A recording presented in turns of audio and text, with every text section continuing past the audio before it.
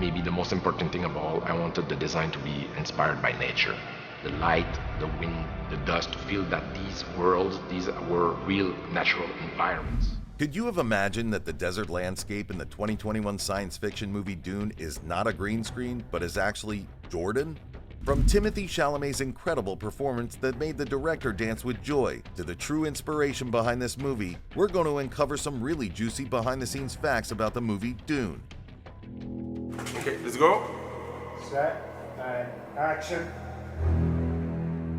Keep watching ahead to know every little detail, all the way to the upcoming Dune Part Two, which will be in theaters in 2024. Starting off with the rare background and location of the movie, did you know that shooting the movie became a real struggle? And you might wonder why that was. Well, the answer is simple. The director, Denis Villeneuve, took the crew into the harsh deserts of Jordan to shoot the film. No wonder the scenes look so real. And of course, shooting in a desert isn't easy. The very talented Timothee Chalamet, who plays the lead role of Paul Atreides, reported that on some days the temperature went up to 120 degrees. What a burn! But it was these days of struggle and working together that made the crew like a tightly knitted knot, gave us some legendary and honest performances. But shooting in the deserts of Jordan had an even bigger problem. It had no sand dunes. Paul Lambert, the VFX supervisor, made use of some creative skills to make it seem like the location had dunes.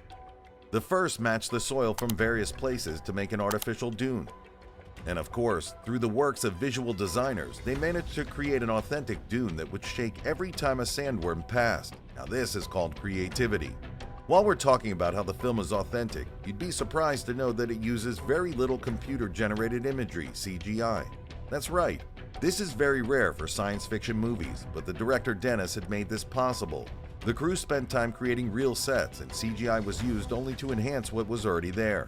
Do you remember the Emperor's Palace in the film? Guess what? That and many other such sets were created in Budapest. So whatever you see on the screen was more or less there in reality in some shape. Talking about some of the original creations for the film, get this, lots of those amazing ships in the film were for real. Yep, they used real-life tricks that'll make any sci-fi fan go, wow. Take those thopters, for instance. They weren't just computer stuff. They actually built them using cool gadgets called gimbals. Here's the fun part. They placed these thopters on the highest hills in Budapest, and the actors jumped right into the cockpit. After that, the special effects team would manipulate the thopters according to the scene's requirements. So when you watch the movie, remember, some of those ships were totally real. Hold up there, before we move any further, did you know that the movie is based on a science fiction novel called Dune written by Frank Herbert that came out in 1965? Even if this is something most of you know, here comes the real scoop. Herbert was out there, exploring those sandy dunes for his story about the U.S. Department of Agriculture. Dune is a movie about nature. It was very important for me to be as close as possible with nature itself. The desert gave us a lot. But wait for it, a light bulb moment happened. He thought, why not spin a tale where nature and our planet steal the spotlight? And that's how the idea for an ecology-focused story popped into his head, and he named his story Dune. So now you might be wondering why the legendary director Denis Villeneuve decided to make this particular film. Surprisingly, the story goes all the way back to his early teens. Denis read the book for the very first time when he was just 14 years old, and guess what? He fell in love with it. It has been his dream since then to one day make a movie about this story. And now, decades later, his childhood dream came true. Now, let's talk about the absolutely talented cast of the movie. Dune's cast is like a Hollywood dream team, with big names like Timothee Chalamet, Josh Brolin, Oscar Isaac, and Jason Momoa.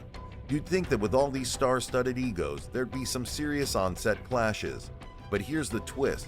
The production had a way to make sure that never happened. Some of the actors spilled the beans about their bonding during the shooting. Being in the middle of that vast desert, they felt pretty small, as if they were nothing. Whoa, coming from world stars, that's huge. And surely this feeling made them feel that they were all together, struggling to survive. So any on-set issues were just gone because of this project, and that is a huge achievement for this production. Now get ready to hear about the star of the show, the charismatic Timothee Chalamet.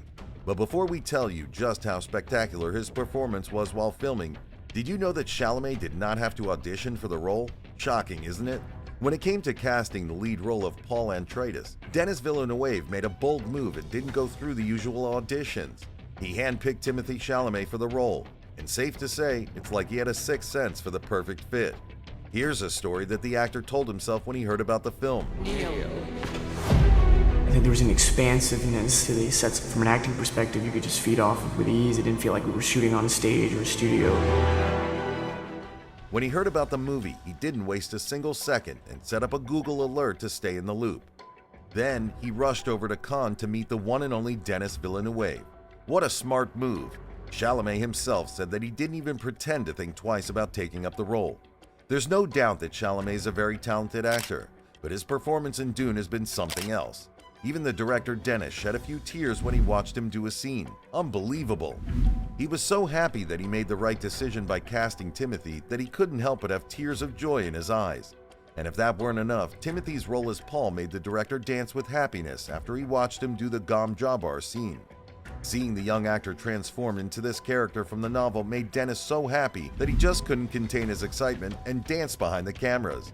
We definitely wish that moment was captured on camera.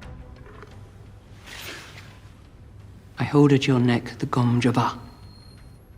Poison needle. Instant death. And while we're talking about the film's cast, here's a shocker. Did you know that Zendaya wasn't the first choice for the role of Chani? That's right, but after her audition, things took a turn. Her character chemistry with Timothee was the best there could be, so the director just couldn't resist casting her. And even though her screen time in the film is only 7 minutes, she's there on every poster, and the fans simply love her. I don't believe you're the Lisan al-Gaib, but I want you to die with honor. We're sure you must be moved by the phenomenal soundtrack of the movie. Did you know that it was created by none other than the legendary Hans Zimmer? Yes, you heard it right. Hans did something very surprising to work on this movie. He said no to working on the movie Tenet with his longtime buddy Christopher Nolan. And you must be wondering why. Well, that's his love for this book. But that's not all there is to Zimmer's dedication to the movie. In the middle of the pandemic, where everything was a challenge, he produced an original soundtrack for the film. And guess what? He even invented some new instruments and created his own language for choral arrangements so that the music would seem like it was from another dimension. This type of effort can definitely not be matched. Time for a funny story from behind the scenes with Jason Momoa, who plays Duncan Idaho in the movie, and Timothée Chalamet. In a funny story, Timothée ended up hurting Jason in a sensitive area. Ouch! Well, the story's deeper than that because Jason was making fun of Timothée for being skinny for a scene, but he phrased it a bit too casually. And when Chalamet had a chance to strike back during the scene where Duncan and Paul hug each other, he took the opportunity to kick Jason. Now that's gotta hurt. But wait, there's something you probably didn't know about Baron Vladimir from the movie, played by Stellan Skarsgård. The actor spent nearly 30% of his time in the makeup chair to transform into his character. Imagine 8 hours every day to get ready. Now that requires a lot of dedication. And since Stellan's physical appearance is a major part of his character, the actor made sure he played the role well. Fremen, kill them all. Did the unique costumes from the movie catch your eye? You might be surprised to find out that the little details that went into making them. Costume wizards Jacqueline West and Bob Morgan made about 1,000 costumes for the film. What a huge number! And their secret recipe? A bit of Greek and Roman stories and a pinch of dramatic feelings from the book. But here's the cool part. Those special still suits, which keep every drop of water safe in the desert, were no joke. They had to fit like a glove. How did they do it? They made the suits using casts of the actors. So when the actors moved, the suits moved too, just like they were supposed to. That's some amazing costume magic right there. We're sure this movie had you feel all different kinds of emotions, and we have some good news for you. The second part of this story is coming out in 2024. We bet all the Dune fans out there must be overjoyed.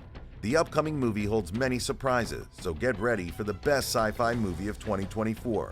If you enjoyed today's video, give it a thumbs up and subscribe to our channel for more behind-the-scenes stories. See you all next time with another video.